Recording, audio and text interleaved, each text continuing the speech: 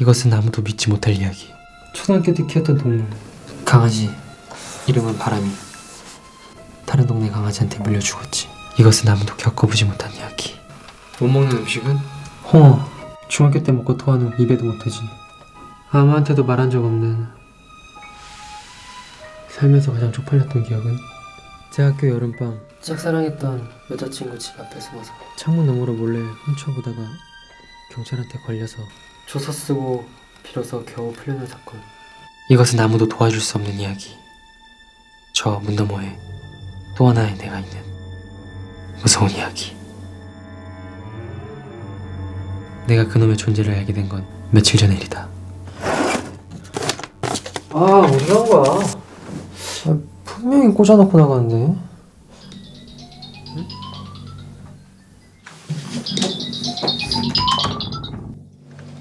예, 여보세요?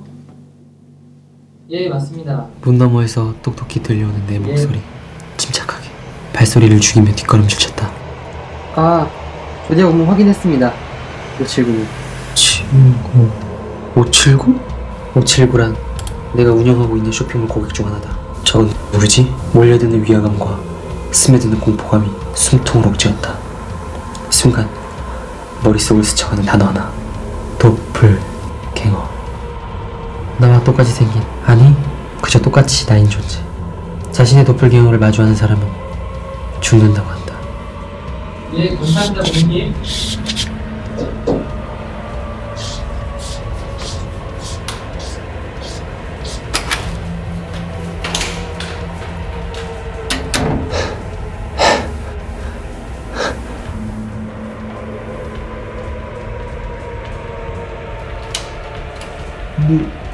누구세요?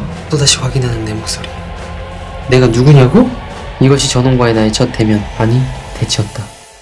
그 후 며칠간 서로를 부정하기 위한 검증과 못 먹는 음식은 서로를 인정하기 위한 검증이 살면서 가장 쪽팔렸던 기억은 수도 없이 반복되었다. 그리고 체념이라는 시간을 거쳐 결국 현실 같지 않은 이 현실을 인정하기에 이르렀다. 말해. 우리 이름 하나로 규정했어. 번호 저장해둬. 우리 이름이라니. 이것은 희극인가 비극인가? 저기 여기서 하나만 물어보자. 물을 필요 없어. 내일 보냈으니 확인해.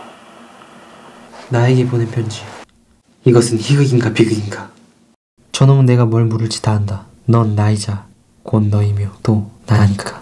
하나, 침대방은 내 방으로 하고 창고방은 네 방으로 한다. 둘, 서로의 방에는 어떠한 경우에도 침범하지 않는다. 셋, 짝수 시간에는 내가 자유롭게 움직일 수 있다. 넷, 홀수 시간은 네 시간이다. 내가 생각했던 방안과 정확히 일치했다. 이름이라 뭘로 조정해야 하지? 이것은 희극인가 비극인가? 내 집을 뺏길 수 없어 시작된 이 기묘한 동거에는 몇 가지 문제가 있었다. 수입은 그대로, 지출은 2배인 것, 편집증 환자처럼 늘 시간에 맞춰 움직여야 한다는 것, 그리고 가장 근본적인 문제는 실수로라도 서로 마주치게 될 경우 끔찍한 사태가 벌어지게 되리라는 것을 내 본능이 끊임없이 일깨우고 또 경고한다는 것이다. 늘 긴장과 피로에 치든 하루하루에 신경은 늘 날카로워져 있었고 날 점점 극단으로 몰고 갔다.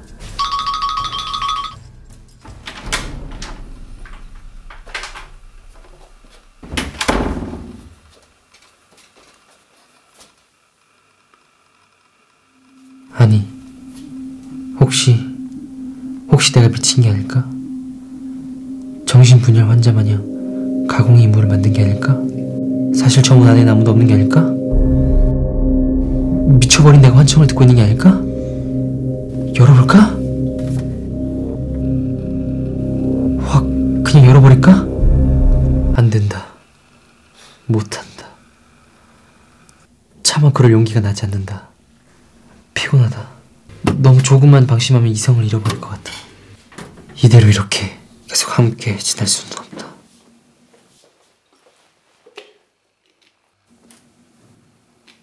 그냥 죽여버려? 저놈이 사라진다고 해서 문제될 게 있나? 놈은 그저 나의 클론일 뿐인 거잖아.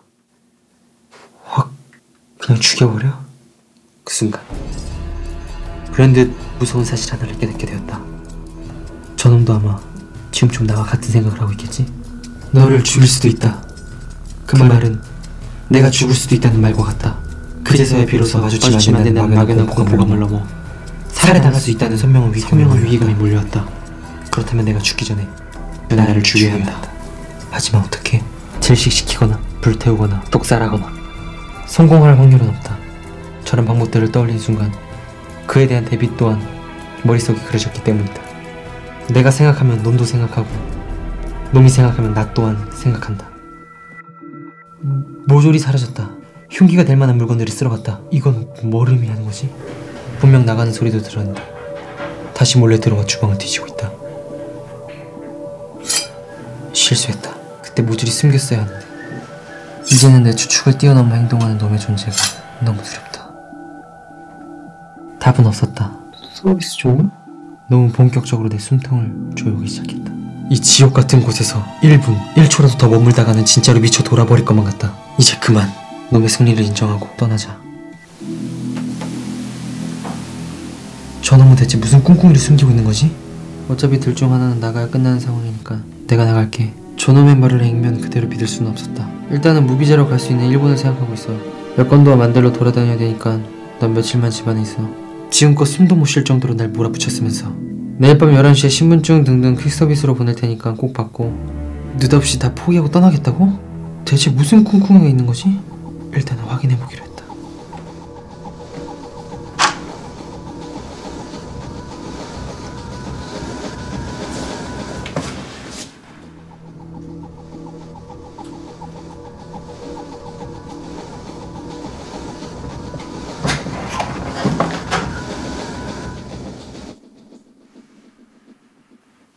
어제 오늘 이틀에 걸쳐 온종일 집안을 탐색했지만 의심할 만한 것은 안 보였다.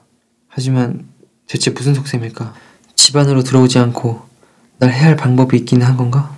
될 리가 없다. 범죄를 저지르고 날 신고해서 빵에 집어넣는 건 역시 말도 안 된다. 최악의 경우 그놈을 신고하는 역공을 펼칠 수도 있으니까 아무리 생각해봐도 없다. 내가 생각 못한다면 그놈 역시 생각해내지 못한다고 봐야 한다. 아니면 혹시 정말 포기하고 나간 게 아닐까? 내가 너무 예민하게 반응한 게 아닐까? 어쩌면 정말로 우리 둘 모두를 위해 양보한 건 아닐까? 내일 밤 11시에 신분증 등등 퀵서비스로 보낼 테니까 꼭 받고. 퀵서비스? 굳이 한밤중에 퀵서비스를 보내 돌려주겠다고? 퀵서비스가 아니라 청부업자를 부른 거겠지. 내가 이 정도로 간파 못할 거라 생각했다면 우리를 너무 무시하는 거야. 그래, 열어라. 사정없이 퍼부어줄 테니 와라. 와라! 아니, 네가 왜?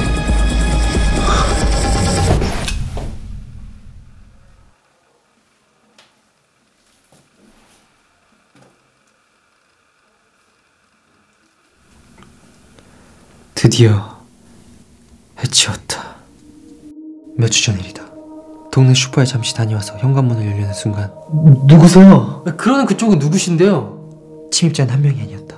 놀라 경찰을 부르려 했건만 괴이한 것은 내 목소리와 같았다는 것. 바로 경찰서로 뛰어가는 것이 일반적인 행동일 테다. 하지만 너무나 비일반적이게도 저놈들은 내 쇼핑몰을 운영하고 있었다. 완벽히 마치 내가 직접 하는 것처럼. 난 그런 것들을 도플갱어라 부른다는 것을 알고 있었다. 놈들도 나름 분주해 보였다. 내 명의로 된 휴대폰이 하나 더 늘어난 것을 확인했고 메일을 통해 의사소통을 하고 있다는 것도 확인했다. 그들의 메일을 훔쳐보며 어느 놈도 내 집에서 나갈 생각이 없다는 것을 알 수 있었다. 그건 오히려 다행이었다. 어떻게든 두 놈을 한꺼번에 처리하는 게 내가 쓸 수 있는 가장 이상적인 시나리오니까. 놈들의 생각이 내 생각과 같을 거라는 내 생각이 맞았다. 이들 사이에도 의심과 긴장이 싹트고 있었고 이 시점에서 내가 할 일은 분명했다. 합리적인 합의, 이성적인 판단, 논리적인 추리, 그 어떤 것도 하지 못할 상태로 만드는 것. 더욱 의심해라. 더욱 경계해라. 그리고 더욱 공포에 떨어라. 네. 둘 다 없애려고. 예상은 적중했다. 이제 남은 일은 그 괴물들에게 아주 어울리는 최후를 마련해주는 일. 어느 놈이 먼저 이 메일을 읽든 상관없다. 여유롭게 또 다른 놈을 위한 메일을 보내면 되니까. 어떤 의심을 갖든 어떤 대비를 하든 상관없다. 서로의 앞에 나타나는 일은 결코 없을 것이다 라는 저 절대적이며 치명적인 맹신을 역이용하는 것이 바로 이 계획의 정수인 것이다.